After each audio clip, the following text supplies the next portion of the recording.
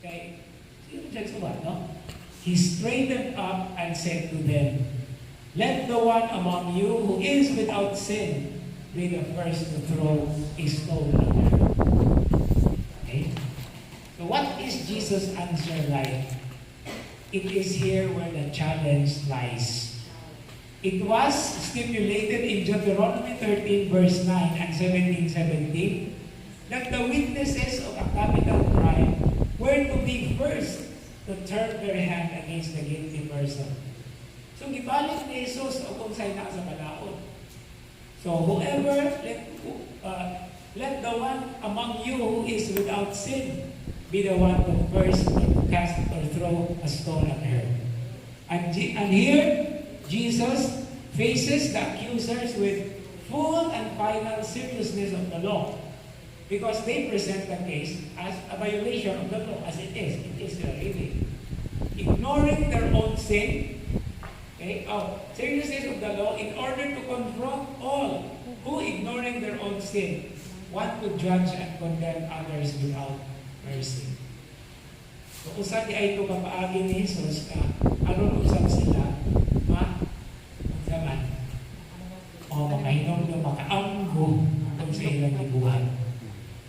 Okay? And Jesus' words, or word, if you call it as an expression, is a very powerful thing. Ano man? Verses 8 to 9. Again, he bent down and wrote on the ground. And in response, that is 9a, they went away one by one, beginning with the elders. Then verse 9b, so he was left alone with the woman before him. Okay? Now, verse 8, the second time that Jesus bent or stooped down and wrote is an indication that the answer to their question was no longer for him, for Jesus, but for them to give. Na sila mao mismo ang mutubag sa ilang pangutana. Okay? And verse 9, unsa may ilang tubag? The response was given. What they did do? They went away one by one, beginning with the elders.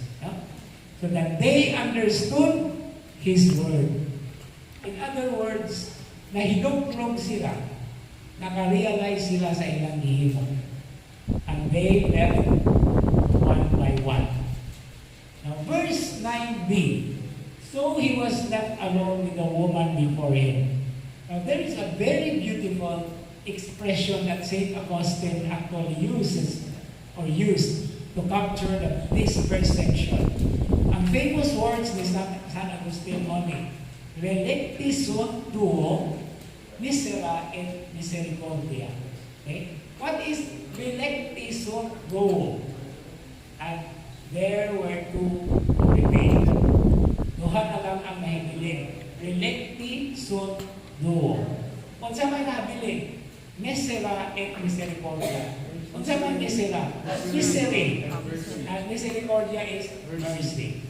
Isn't it beautiful? Ang pamiya sa mga tao, duha ay nahibiling. Ang duha, literally si Jesus o ang woman. But St. Augustine says, duha ay nahibiling.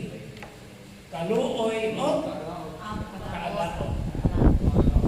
Misery and mercy. Misera et misericordia. Ay nandiyan kalimtigan. It's a very beautiful saying. Relecti sunt tuo, misera et misericordia. And only then did Jesus straighten up and turn for the first time toward the woman. Wala din niya tanawa ang babae at the start. When he bent down, he was not looking at anyone. He bending down, he was stooping down. But he only looked at the woman only when the accusers left. Isn't it a very touching in this one? No? Sila na lang duha. And then when they were the only two remaining, Jesus saw the woman for the first time. Okay. So that is dito kayo ang dynamic sa parable, as a istorya. Okay. Final two verses. So, ito ang ibahin of